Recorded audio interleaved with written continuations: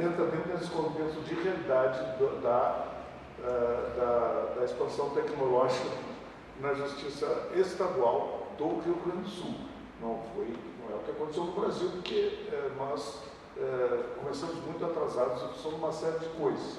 Né? Uma delas é que nós começamos bem antes, no início, depois veio o PJE, e nós não aceitamos o PJE e resolvemos esperar consolidar no Brasil, que estava o nosso, esperamos, aí a descobrir uma coisa melhor e nós pegamos aquele melhor. Né? Só que um ano antes de fechar tudo. Bom, sobre as questões positivas que eu gostaria de abordar em relação a esse sistema, né, de processo eletrônico, eu citaria a sustentabilidade. Eu acho que é um ganho grande, é uma questão ambiental grande mesmo, que envolve papel, envolve tinta, né, envolve máquinas que são produzidas, que produzem não somente dentro do sistema de justiça, mas nos fornecedores, né, produz abalos ambientais. Né. Há um ganho muito grande no acesso à justiça, considerando que haja um empenho grande de estabelecer o acesso, de universalizar esse acesso, né, porque senão também, né, vamos dizer assim, a concentração tecnológica ela faz exatamente o contrário, ela exclui. E eu gostaria também de fazer uma abordagem sobre as vantagens do sistema eletrônico diante de um projeto que nós estamos trabalhando muito aqui no Rio Grande do Sul, principalmente na Associação dos Juízes, e que eu também tive a oportunidade de trabalhar lá na MB, a Madalena e o Fabrício, que estiveram lá na nossa gestão,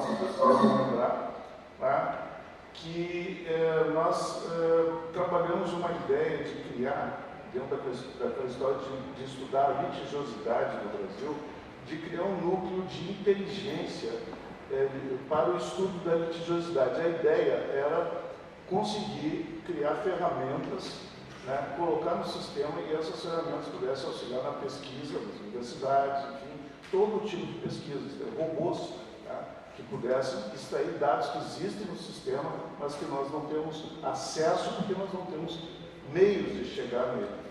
Com a existência do processo virtual em todo o país, nós temos plenas condições de dar efetividade a esses núcleos de inteligência que foi aceito pelo Conselho Nacional de Justiça e determinado através de resoluções que foram instaladas em todos os tribunais, que estão funcionando hoje. Claro que dentro de uma precariedade ainda não muito compreendida do que a gente estava pretendendo propor em relação a isso. Mas o sistema, esse sistema de tecnologia possibilita isso. Então, para a academia, isso pode até perder graça para os mais românticos, né, que não vão passar dias e dias pesquisando em processos físicos, tirando dados. Então, vai usar essa ferramenta ou outras ferramentas e dizer, olha, eu quero saber qual é a idade das mulheres que criam os filhos, que litigam na vara de família, nas ações de alimentos, e onde elas moram. Né? Então, o processo eletrônico tem como fazer isso quase que instantaneamente. Tá? São dados importantíssimos para a pesquisa que podem ser produzidos de várias formas e vários dados podem ser tirados. Então, isso eu acho uma grande vantagem do processo eletrônico, que faz com que nós possamos incrementar o conhecimento do movimento da sociedade em relação aos seus fenômenos. Tá? E a justiça, ela é um espelho, né, do fenômeno social, daquilo que está acontecendo na sociedade, dos anseios, das tendências, dos efeitos da política, dos efeitos da utopia e da distopia. Quer dizer, o judiciário ele é um reflexo disso e é uma excelente fonte de pesquisa, também que é foco de eles segmentos. Esses dias o pessoal da psicologia está fazendo uma tese de doutorado em cima nós somos entrevistados estava fazendo um doutorado sobre a dissidência na magistratura. E nós vamos lá, os do contra, todos entrevistados e tal. E outro também da psicologia, tratando de processos de direito de família, né? O comportamento, os laudos do direito de família, enfim. Quer dizer, então, todas as áreas têm interesse no Poder Judiciário e ali o processo então vai gerar essa ferramenta importante. Sobre agora, rapidamente, sobre, bom, eu ia falar das desvantagens, não tem desvantagem. Bom, a desvantagem, eu entendo, é o distanciamento, né? Isso gera um distanciamento do jurisdicionado. Também eu vejo um certo retrocesso dos direitos laborais, né? Porque existe uma falsa ideia de trabalhar mesmo, a gente está nessa tendência. Não, aquela falta de trabalhando em casa, trabalhando mesmo, não pare de trabalhar, é só isso. Né? Eu citaria aqui a ocorrência de um certo despertencimento, né? Uma desfiliação social, quer dizer, nós começamos a perceber assim que nós estamos afastados. Não é isso, Madalena? Eu estou vendo a Madalena aqui para me confirmar, a gente convivia muito mais, né, depois da Covid, né? E isso é um sinal muito real, né? O desenraizamento humano em relação à natureza também, né? Isso é uma decorrência do processo da Revolução Industrial, das 3 etapas. Nós chegamos numa etapa agora que, né, estamos completamente fora, assim, dentro do quarto na tela de um eletrônico, né? E isso nos afasta de construir e manter aquela ideia de natureza como um valor importantíssimo, fundamental e vital para a humanidade. E também a tecnologia, e talvez o judiciário nem tanto, mas ela tem proporcionado, né, hoje a precarização do trabalho, né, percebe a uberização. Eu citaria também uma outra desvantagem dessa tecnologia que também ela se coloca dentro do judiciário, que o judiciário é utilizado também dentro da guerra cultural, né? Que é aquele sistema de distribuir crenças, né? E cooptar pessoas vulneráveis nessas crenças. Tá? É muito bem citado pelo jornalista João César Rocha, naquele livro Guerra Cultural e Retórica do Ódio, que ele fala muito bem disso, dessa capacidade das redes de transmitir crenças, né? Que não é nem ideologia, são crenças, e que as pessoas não admitem nenhuma contestação, né? E trabalham em cima da desqualificação daquelas pessoas que se manifestam contrariamente e apontam para elas todo o seu ressentimento coletivo através dessa cultura do ódio. Então, isso nós podemos ver também dentro do sistema de justiça, porque quem não despachou um processo aqui e que despacha à tarde e vai para casa olhar o WhatsApp, está lá o teu despacho, a tua decisão lá no grupo lá dos colegas, ou até no grupo do Exército, né? Os caras não têm nada a ver com o direito, estava lá a decisão. E o advogado também faz um desaforo com o juiz, né? O advogado faz um desaforo e já estava rolando na internet, já generalizou o negócio. E eu nem tinha, o processo eu nem tinha despachado, ele tocou na rede. E eu nem sabia, eu disse, eu não vi isso e tal. E eu disse, não, deve estar aqui, achei aqui, realmente. Estava ali. Então, isso é a guerra cultural. Tá? Também faz parte da guerra cultural que é utilizada através desse sistema.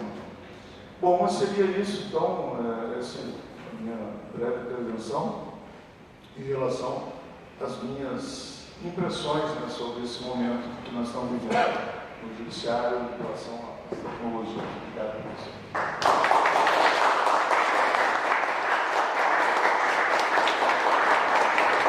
Obrigada, doutor João Ricardo. Traz bastante informação, né, de como é que está se dando essa situação no Tribunal de Justiça do Estado. A gente vai ouvir também o doutor Rodrigo Trindade em relação ao Tribunal do Trabalho, TRT, e o doutor Rogério em relação à Justiça Federal. E teremos a doutora Cláudia, que vai fazer um debate em cima dessa situação envolvendo os tribunais, né? Então, só alertando aqui que o tema ele é, como a gente diz, preocupante, mas também necessário, né? Doutor Rodrigo? Pode ser, só a diferença é que o doutor Rodrigo não vou conseguir usar a lousa ali do computador, eu vou ter que fazer manualmente aqui. Tu quer saber o seu? Não, é que tu não pode mexer ela sozinha, tu só pode dizer assim, ok, eu vou passando. Não sei se é isso. Não tem como tu passar. Isso, não tem como passar com o dedo ali ou aqui. Porque ficou muito pesado para transformar para lá. E aí eu estou compartilhando a tela do computador aqui. Aí fica o teu critério. Se quer utilizar essa ferramenta aqui, eu vou passando aí. Só para quem nos assiste entender, vai ser transmitido pela rede social? Isso, ela está no sistema da URGS, está sendo compartilhada, já me mandou. Perfeito. Tá? E depois eu estou colocando no YouTube, tá? Então fazemos uma inversão. Colocamos o Dr. Rogério Favreto primeiro. E antes de passar a palavra, eu gostaria aqui de me desculpar pela falha inicial, que eu não agradeci a doutora Cláudia e a doutora Ana Paula, né, pela cedência do espaço, pela acolhida que nos deram, né, para a realização dessa atividade, e estão sendo assim, muito solícitas e parceiras na realização do evento. Bem, Dr. Rogério Favreto, desembargador federal do Tribunal Regional do Trabalho da 4ª Região, atualmente diretor da Escola de Magistratura Federal da 4ª Região, pós-graduado em Direito Político pela Unicinos, mestre em Direito pela PUC, no Rio Grande do Sul, é desembargador substituto no Tribunal Regional Eleitoral, biênio 2021-2023, e antes de assumir o cargo de desembargador federal, foi procurador de carreira de 95 a 2011, procurador-geral do município de Porto Alegre de 97 a 2004, assessor especial da Subchefia de Assuntos Jurídicos da Casa Civil da Presidência da República em 2005, consultor jurídico do Ministério do Desenvolvimento Social em 2006, secretário nacional da Reforma do Judiciário no Ministério da Justiça de 2007 a 2010, é autor e coautor de diversos livros e publicações, destacando-se recentemente as obras Comentários à Lei de Improbidade Administrativa e Comentários à Nova Lei do Mandado de Segurança. Doutor Rogério.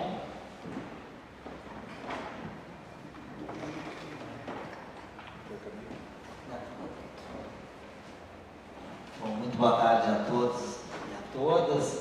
Uma saudação aqui especial e breve, a professora Cláudia Lima Marques, diretora dessa faculdade, a Ana Paula, vice-diretora, que nos acolhe, a prezada Tânia aqui pela DJC que nos coordena aqui, os colegas aqui do painel, João Ricardo Costa, que também é uma referência de magistrado para mim, tive a honra de integrar a direção dele na Associação dos Magistrados Brasileiros, quando ele presidiu, né? O Rodrigo Trindade também, um grande magistrado trabalhista, dirigente também associativo. Então, cumprimentar os amigos e amigas, sem nominá-los aqui que estão presentes, para não esquecer de alguém, né? E um agradecimento especial à nossa amiga Mara Logueres, que me fez o convite e intimação, né, para isso, né? E não sabia que, na época, aceitei, não sabia que era um tema tão difícil, né? Eu sempre digo que é mais fácil de falar quando a gente conhece bem o assunto, né? Os mais jovens aí vão chegar lá e vão ver. Aí a coisa flui, mas um tema que não é do dia a dia. Obviamente, a gente tem impressões sobre isso, né?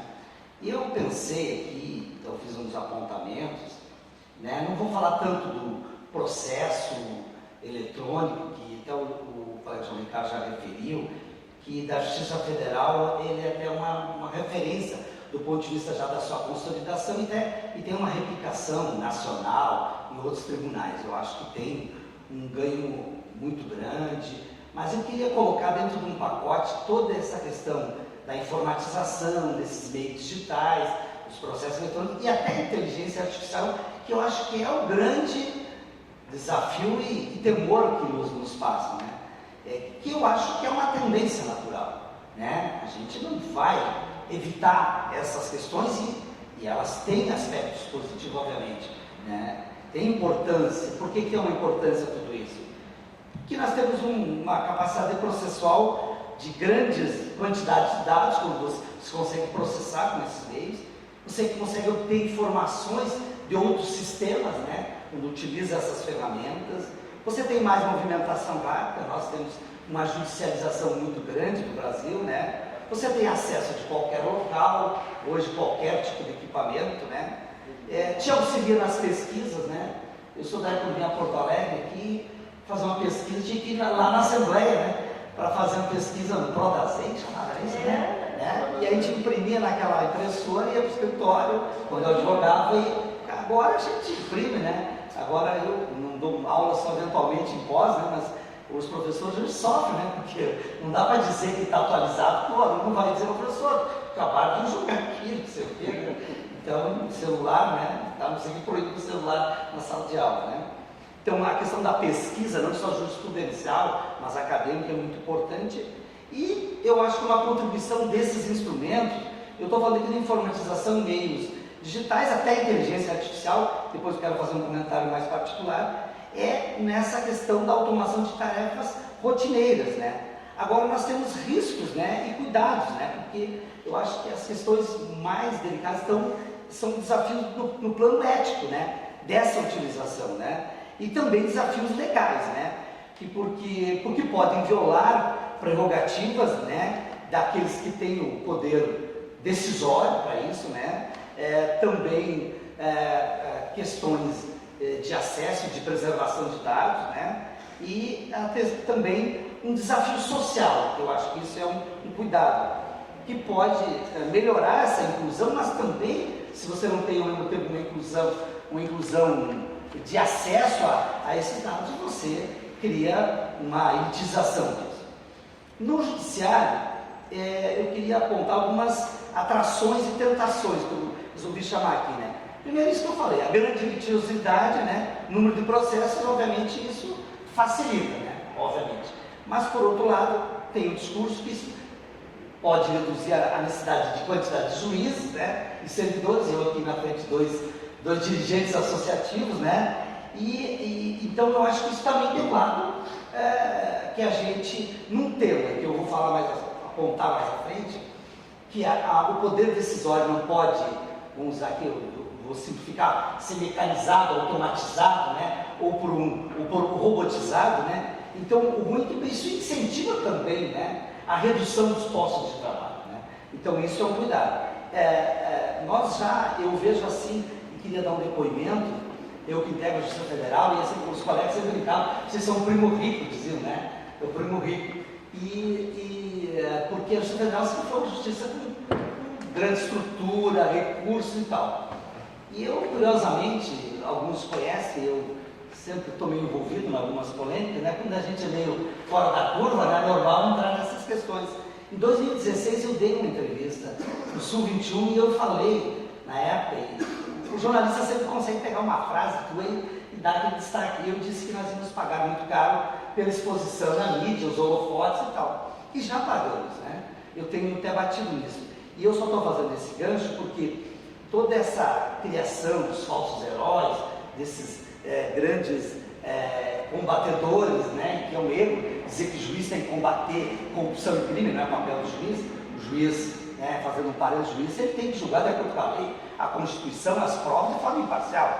Quem combate é as autoridades do Estado, é a polícia, o Ministério Público, o juiz. Não pode ser isso. Nós, com essa criação, nós geramos uma contra-reação, porque também criminalizamos a política com esses movimentos.